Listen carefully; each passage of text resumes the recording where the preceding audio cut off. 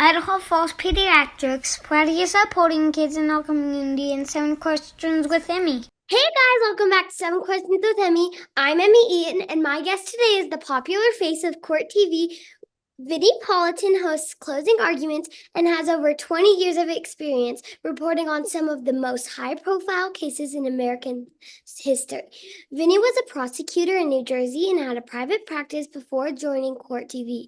Vinnie, welcome to 7 Questions. Great to be here. I studied all night, so I'm ready. Should we just hop into the questions? Wait, I have a question for you first. Okay, deal. You know who this is? Is that Henry? That is your friend Henry Winkler, the Fonz. How about that? Cool. All right. So you got that right. Okay. Okay, question number 1. What got you interested in a legal career? It's a genetic defect. I was born with it. My father was a lawyer and a federal judge. My brother was a lawyer, and he's older than I am, so they'd be sitting around the dinner table talking shop, and I was like, hey, I'd like to join that club. So just like my dad, just like my older brother, I went to law school, passed the bar, and then started practicing law. Question number 2. What do you like better, being in a courtroom or being on TV? Oh, is that a trick question? Is there anything better than being on TV? Oh, wow. The lights, the makeup, the cameras, the excitement. I absolutely enjoy being on TV, but I like talking about trials. I like covering trials. But I think I only like to go to the courtroom if I'm going to be on TV to talk about it. So these days, yeah, it's all about TV, which is really my first love. It really was my first love. This is what I studied in college. This is what I did growing up. I mean, I grew up with a camera in my hand, not a video camera, a Super 8 camera. Then I got a video camera in high school. And so really for me, being on TV, it doesn't get any better than that, except being on 7 Questions with Emmy. Well, I think that some other TVs are cooler than being on 7 Questions, but what is the most memorable case that you have covered? There have been a lot. There have been a lot of cases through the years. Picking a favorite trial is like picking a favorite child, but I do have a favorite child right now. But it changes. It depends what they're doing, how they're acting, all that. But favorite trial or most memorable for me would be Casey Anthony. I don't like to say her name because what she was accused of doing and what she was not convicted of doing. But it was that one, and it was down in Florida. It was really because I was there from the beginning. So from the beginning, and I saw how America responded to that case, how the people showed up in Orlando to watch it in person. You had to be there, Emmy. Well, I don't know if you were born yet, but you had to be there. You had to be there because, so there was a limited number of seats in the courtroom, but there were lots of people who wanted to get inside the courtroom. So they weren't allowed to be on the courthouse grounds until 5 a.m. So what did they do? They all lined up and slept overnight across the street. Then at 5 o'clock in the morning, when the sheriff's deputy would open up the line, they would run across the street and race, and they would knock each other down, trying to get first in line. It was, oh my, these people, but they really, really wanted to be in there. And I'll never forget that one. And there were a lot of moms that went to this trial. And you know what they did, Emmy? What? You know what they did? Well, it was in Orlando. What else is in Orlando? Disney. That's right. So the trial was in the summertime. So what do you think all these moms said to their families? They're like, okay, you guys can go to Disney World. Well, I'm going to go to the courthouse or something like that. Exactly. Well, first, I think they tricked their families like, hey, everybody, let's go to Disney this summer. And then mom skedaddled to the courthouse, and then dad and the kids went to Disney. So I think everybody had a good day every day. So yeah, that's the most memorable for sure. Dad's told me a little bit about like the people that always line up on courthouses because he was recently in like May or April, I don't know. He was at Lori Daybell's trial, and so there was Yeah. everyone was that's where he met you, and he says like people camped out there and stuff like that. Could you imagine that? Like camping out overnight Yeah, it's crazy. outside a courthouse, not like around the fire making s'mores, but like, just waiting to go in the courtroom. Here's the thing though, Emmy, like if you camp out all night, what do you think those people smelled like when they got inside the courtroom? I know. Maybe they need to start putting like the showers that they have at the beach at the courthouses. Like That would be a great idea. And for some of the lawyers too, by the way. yeah. You have interviewed and interrogated a lot of people. Can you share a few tips on what makes a good interviewer? Well, here's how I learned how to do an interview in the courtroom, questioning witnesses. So there's two ways to question a witness. There's direct and there's cross. So direct is probably more like how you'd want to do it on TV most of the time, which is the questions are short and the answers are long. And unfortunately, there are some people in my business, in our business, Emmy, because you're in the business too, who ask like really long, and by the time they get to the end of the question, the person being interviewed kind of forgot what they were asking. So what I try to do is what I tried to do as a prosecutor, which is let the witness or let the person who's being interviewed tell their story, right? They got to tell their story. So I just kind of tee it up for them, maybe I just have a list of maybe 7 questions I want to ask them. And then I let them take over and tell their story. And that's how you do it in the courtroom on direct examination. You can't lead the witness. You can't suggest an answer to the question. It's got to be open-ended, which is kind of the way you're asking questions today. Now, if I'm interviewing someone who is not being cooperative or is sort of adversarial to me, like let's say as a TV person, I'm interviewing an accused criminal and he's walking into the courtroom or she's walking into the courtroom. I'm probably not going to ask a nice open-ended question. I'm going to ask a leading question like, why did you steal all that money? And then it gives them the opportunity to say, no, I didn't do it. Or maybe they'll tell us why. I don't know. But that's more of a cross-examination type question, which I've used on television from time to time. But most of the time, it's open-ended. That's what Dad does sometimes. Like, so he actually went to Hawaii, like, I don't even know how long it was ago. It's four years ago. And he hunted down Lori and Chad Daybell. And like he was like they were trying to run away into like their hotel or whatever. So he had to like keep it very short, like, did you kill your kids and like stuff like that to try and get it to like move faster along. Because you only have like this amount of time when, before. Yeah, like if you were interviewing me and I was just rolling by like this, you'd have to ask your questions a lot quicker, right? Yeah. Otherwise, I'll be gone. But the good news today is I'll stay here for all 7 of these questions. Okay, and there might be a couple of bonus at the end, but. Ooh, so I get paid extra for that. Great. Tell Dad to write the check. Who is someone that you want to interview that you haven't? Okay. And it has nothing to do with the law. It has nothing to do with the law.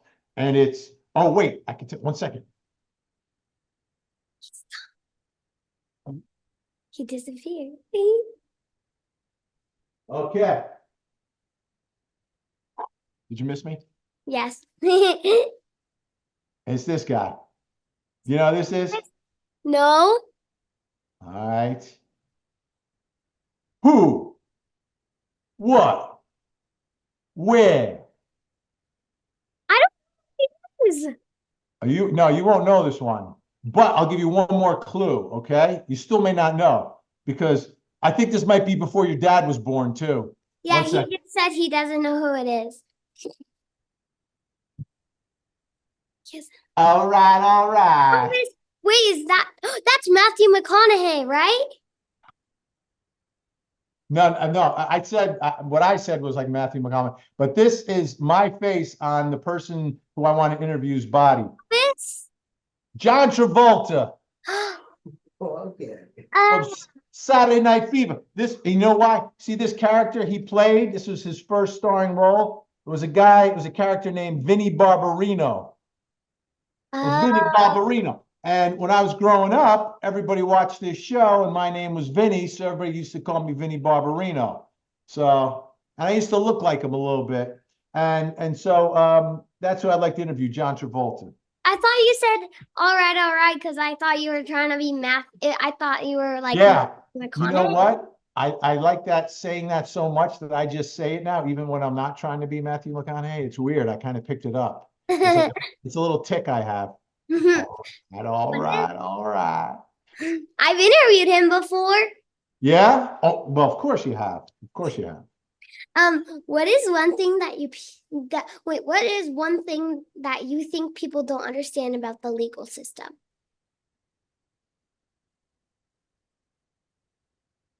Now this is really going to be in the weeds. You know what I mean by in the weeds? It's like this is like the deep stuff. So, and I think this is most jurors also.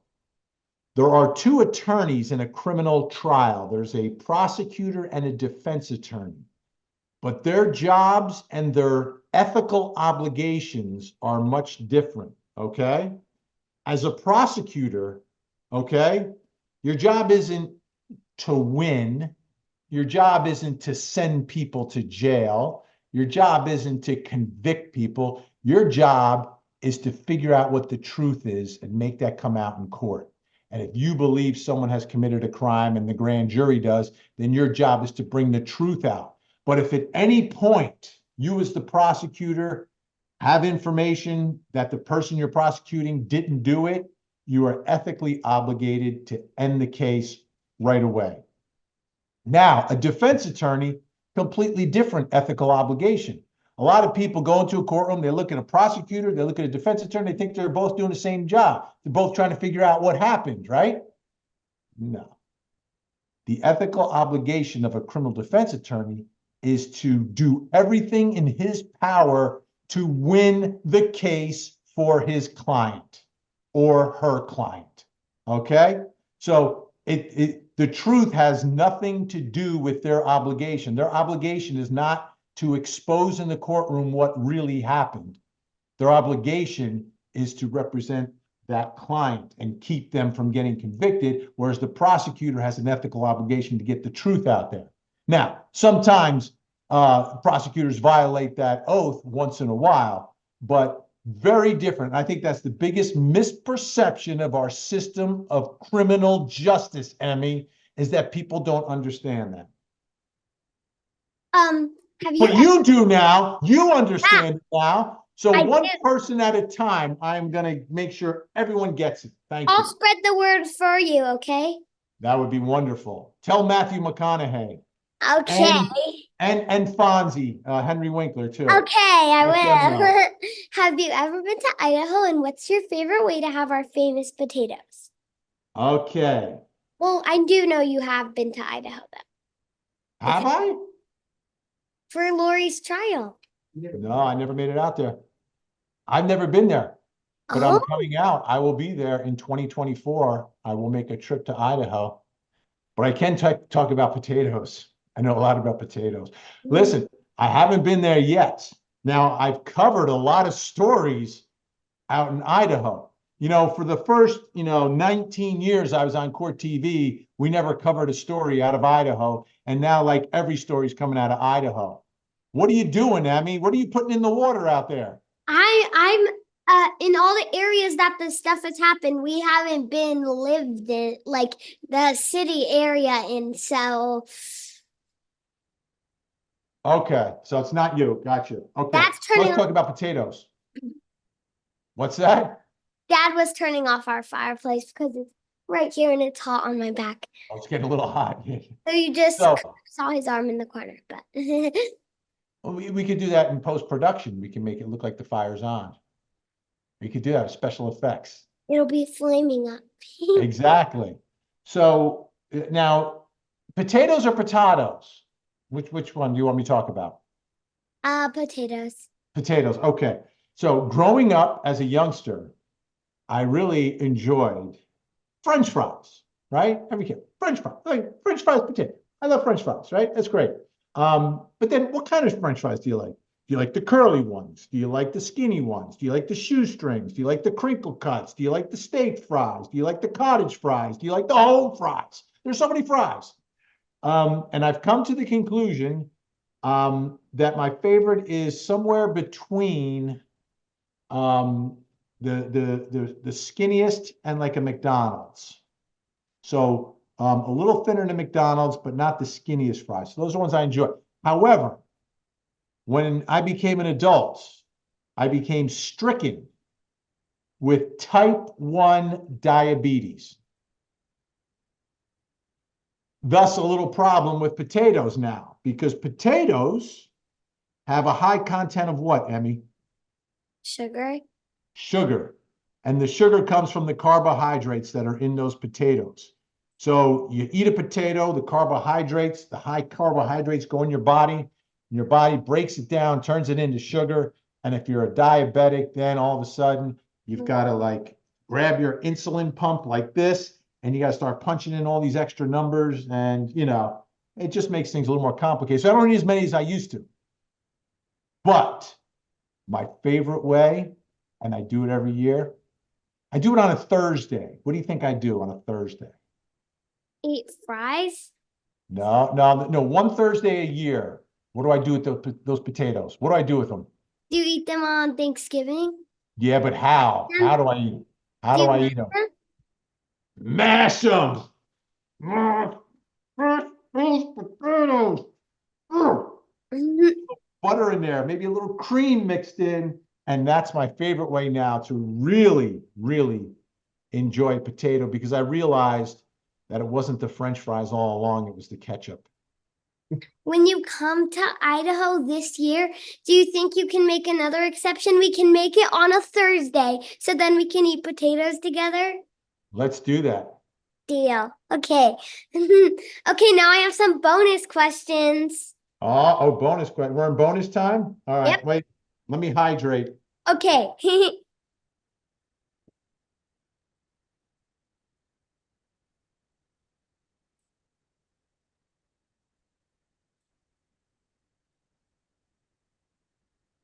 Okay. Did you purposely make it that long? I was thirsty. Okay. Some of the trials and cases you cover are depressing. How do you keep from always being sad or depressed? This is what I focus on. And this is, and I think this is what a lot of families do to try to get through it, is I look at a criminal trial, and it's a lot of murder trials that I cover. So some family has endured and suffered the most horrible loss possible, but it could be worse. It could be worse, because if a family has a loved one that's a victim of a murder, and then they go into court and the truth doesn't come out, right? The jury doesn't believe the person who was brought in did it. So there's no way for that victim and their families to get any sense of justice. They never get closure, but they don't get that sense of justice. So for me, that's what I focus on. I focus on, let's get to the truth and let's get justice for the family. So there are times where it's tough, and your dad knows there's a bunch of times where it's really, really tough.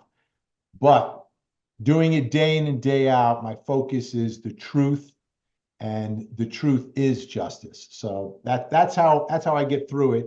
And I always think that as difficult as it is for me, it's infinitely more difficult for the families in the courtroom. So we keep doing it. Can you share a piece of advice with me? Sure. Oh, just any sort of advice? Yeah. Okay. All right. So here it is. Are you ready? Hmm? And I think you're doing it already. But this is what I think this is the one thing that you realize as you get older and you have like grandchildren like me. Oh, wait, I haven't shown you a picture of my granddaughter yet, have I? No. Well, I think we have to do that before we go on because it's all connected here. It's all connected.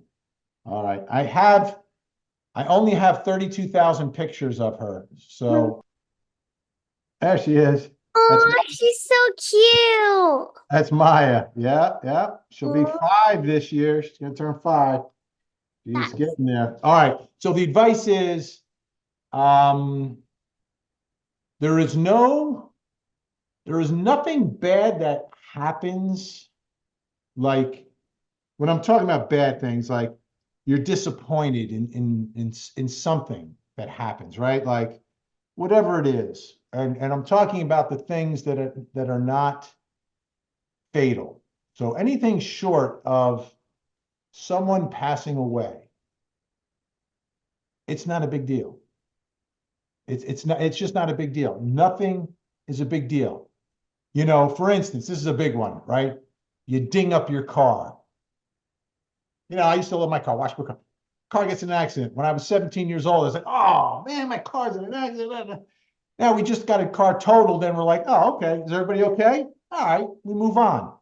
There is nothing that's going to happen. Don't sweat the small stuff. Even if it looks like it's big, like, you know, like, oh, that I didn't do well on that test, or I got a B instead of an A, or in your case, you got an A instead of an A plus, right? It's not a big deal. It's not a big deal. Everything's going to work out in the end. It's all going to work out in the end. And it's the same thing with me. And it's really come from raising children because, you know, your child does something like, oh my goodness. And then, oh, they turn out great. So don't sweat the small stuff. Don't let it bother you. Don't let it bring you down. Sempre avanti. You know what that means? No. All right. This is an Italian saying, an Italian phrase. I'm Italian American. So as my grandfather passed it on to my father, who passed it on to me. Sempre avanti means always forward. We're always moving forward and looking forward. Something happened back there. Don't worry about it. Sempre avanti. That's good. Really, that's a really good piece of advice. Thank you. Thank you so much for talking with me today, Vinny. All right. So we did 9 questions then? Is that what we did? Wow. That went by fast. All right. Well, that's good. And that's my name in behind you there. And you know what's great about that? What? You spelled it right. Some people, like my son, has the same name. He spells Vinny with a Y. Vinny. I'm like, Is how that did how that it's happen? actually spelled? Well, you could spell it both ways, but I don't know why you would put a Y there if you got an I and an E laying around, right? So you spelled it right. My son spells it wrong. But I don't worry about it. It's back there. I'm moving forward. Mm-hmm. Thank you so much for talking with me. Ciao, ciao, ciao. Thanks so much for watching. Remember, new 7 questions and interviews are posted every Thursday. Be sure to follow me on Facebook, Instagram, and YouTube. Love you guys. Bye. Idaho Falls Pediatrics, proudly supporting kids in our community, and 7 questions with Emmy.